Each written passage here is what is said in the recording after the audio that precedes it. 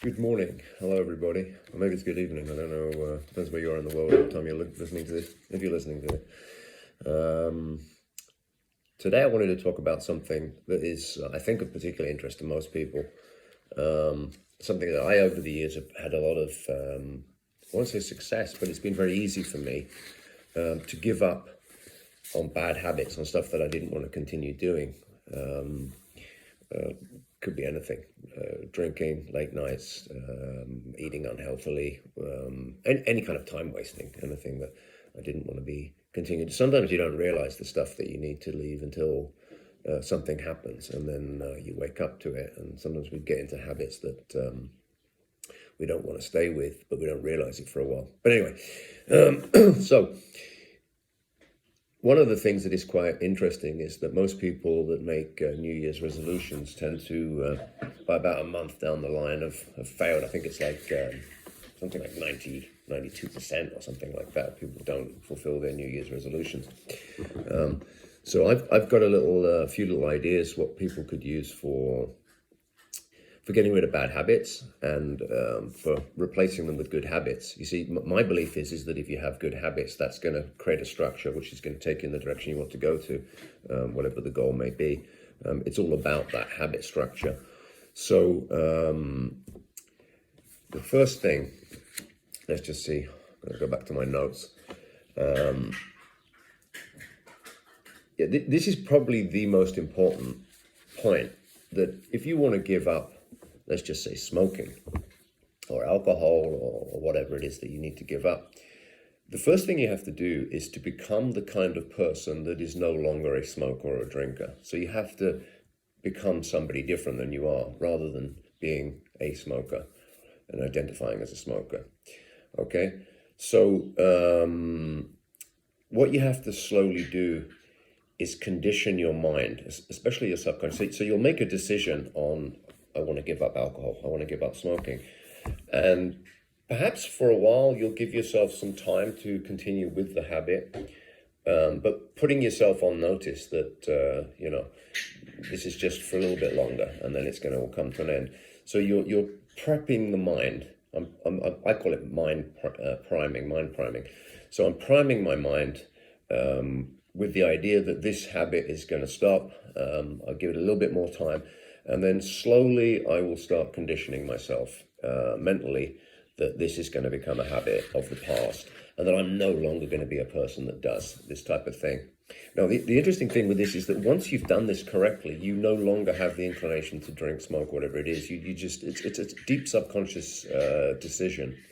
And since the subconscious is your hidden boss, it's like the director behind the scenes of the theater of your life, so to speak. Once you've changed the subconscious, you have become different. You no longer will want to do that habit. And if you did go back to drinking or something, you would never do it in the same way. So there are people that could give up alcohol, but could still have a drink socially when they wanted to. And that would be fine. They wouldn't go back to... Okay, sorry. Something went wrong with the phone there. It's probably the bullshit filter. But I've turned it off now so I can continue talking. Anyway, right. So things that you want to do: put the mind on notice. So this is like what I've just said before, which is called mind priming. So you're priming the mind. Okay, putting the mind on notice, slow reminders and assimilation, revving up mind and body. So now it would be more of a positive thing where you're getting excited about being the new person, or being the person that has the new positive habit as opposed to the negative habit. So it could be giving up smoking, but it could also thinking of yourself as a healthier person. And Cooper, please, you always do this whenever I'm talking. Anyway, so yeah, getting excited physically, mentally, really, you're visualizing it, you're feeling it, and then have the cutoff date in your mind set for the end of the habit, and a start date for the new habit. Okay, so you want to take small, consistent steps in that way as well when you start. So if you're starting a new habit, let's say doing something healthy, start small, build on that. What nowadays seems to be called dopamine stacking. So you have the dopamine, which is to give you the motivation to do the thing. Then as you achieve it, you're going to get some more dopamine. So that's going to give you more motivation to achieve something else. That's why making a bed in the morning is so important. You achieve something and you get a little bit of dopamine for achieving something in the morning, and then you can move on to the next thing. Okay, so what you want to do is do that, and then you'll notice that after a small amount of time, you'll start firing on more cylinders, right? So you may start off on one cylinder, go to two. In my mind, I always think that 4 cylinders is like when I'm going full out. So I'll start off on one cylinder, just getting going and building up until eventually it's like full out on whatever it is I'm doing. Okay. Obviously you have to oscillate. So if it comes to training, you do need to like build up, go full out for a while, and then you have to sort of oscillate, slow down a little bit, and then come back again. Okay. So other points. The other thing to keep in mind is that we're all a work in progress. So don't take things too seriously. Have fun with improving yourself. Make it a challenge, not an obligation. Think of it as a nice sort of dream, something like an ideal that you want to work towards. You don't have to always make the exact goal that you're looking for. You can make progress towards that, and that's already good. So the dream is an ideal.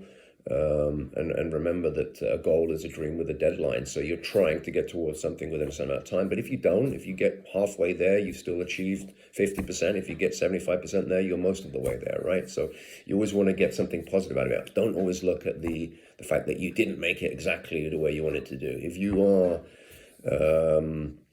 let's just say you're a tennis player and you're getting beaten in first and second rounds the whole time, and you want to win a tournament in the next 6 months, but you only get to like 3 finals, you've done a hell of a lot better than what you were doing, right? So, you want to focus on the positive and not only on the negative. And, anyway, I think that's enough for now, right? Because otherwise the attention span of anybody listening to me is usually not that long. So hopefully, you get something out of this. Have a great day, yeah?